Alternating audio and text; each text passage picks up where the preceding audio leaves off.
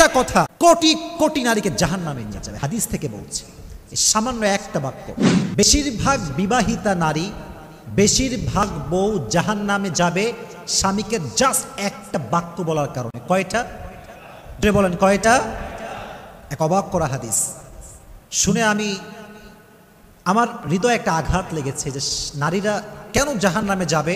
এই হাদিস যখন আমি জানতে পেরেছি আমার হৃদয়টা চূর্ণ বিচূর্ণ হয়ে গিয়েছে। কারণ হচ্ছে এটা এমন একটা পাপ, এটা এমন একটা গুনাহ, বাংলাদেশের বেশিরভাগ, বলতে গেলে ৮০ থেকে ৯০ নারী পাপটা করছে। নাউজুবিল্লাহ পড়ে। বেশিরভাগ নারী তার স্বামীকে একটা কথা অলওয়েজ বলে।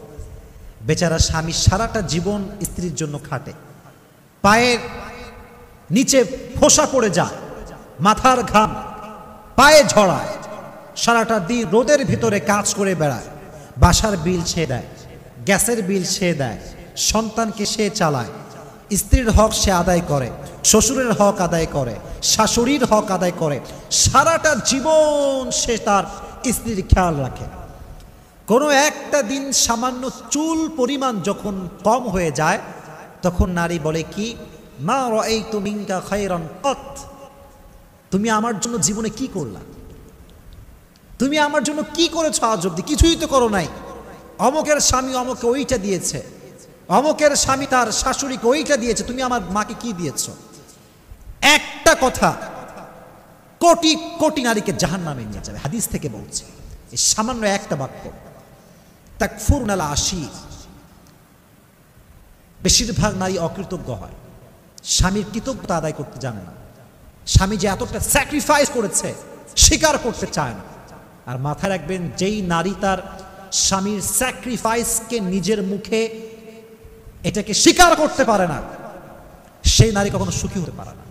আর যে নারী কথায় কথায় বলতে পারে আমি ভালো আছি, আমার স্বামী আমাকে ভালো রেখেছে, আমি আলহামদুলিল্লাহ ভালো আছি, তার পুরো জীবনটাকে সুখময় করে দেয় একজন, তিনি কে?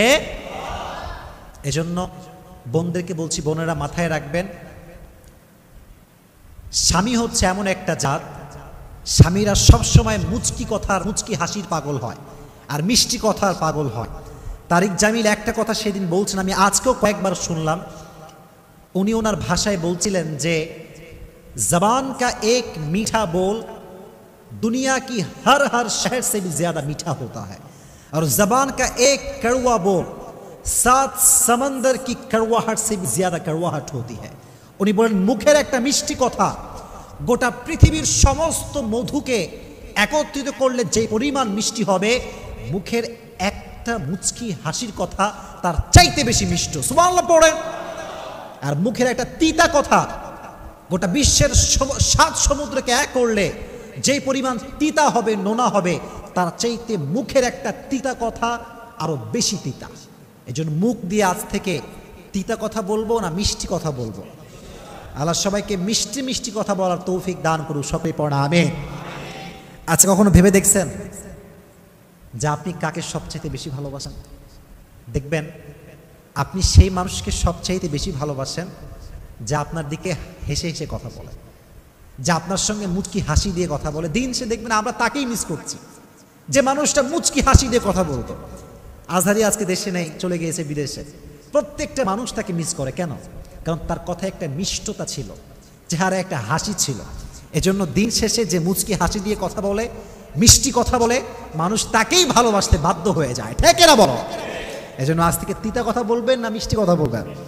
একটা হাদিস বলি, উম্মে সালমা রাদিয়াল্লাহু তাআলা আনহু থেকে বর্ণিত, নবীজি বলেছেন, যদি কোনো মেয়ে এই অবস্থায় মারা যায়, এদিকে তাকাও, যদি কোনো মেয়ে এই অবস্থায় মারা যায় যে তার স্বামী তার উপরে সন্তুষ্ট ছিল, আল্লাহর জান্নাত তার জন্য ওয়াজিব হয়ে যাবে। দূরে সরে পড়েন সুবহানাল্লাহ। এজন্য স্বামীকে বাজে কথা বলা যাবে না। নারীর জীবনে স্বামী হচ্ছে মেইন ক্যারেক্টার। যে নারীর জীবনে স্বামী আছে তার জীবনে সব কিছু আছে। যে নারীর জীবনে স্বামী নাই তার জীবনে কেউ নাই। যে নারীর জীবনে স্বামী নাই সেই নারী সমাজের বাবার কাছে, মায়ের কাছে, ভাইয়ের কাছে, বোনের কাছে একটা বোঝা হয়ে যায়। এজন্য মেয়েদের জন্য স্বামীকে মূল্যায়ন করা দরকারটা আছে না নাই? আল্লাহ মেয়েদেরকে এটা বোঝার তৌফিক দান করুক, সকলেই মন খুলে পড়া আমিন। আল্লাহ নারীদেরকে কৃতজ্ঞ হওয়ার তৌফিক দান করুক, সকলেই মন খুলে পড়া আমিন। তাহলে এটা ছিল নারীদের জন্য ওয়াজ। তাহলে আমরা জানলাম তিনটা বিষয়। এক হচ্ছে ঈদের দিন পা ধরে সালাম দিয়ে সালামি নেওয়া জায়েজ আছে কিনা, 1 নাম্বার। 2 নাম্বার, মেহেদি মাখা জায়েজ আছে কিনা, 2 নাম্বার।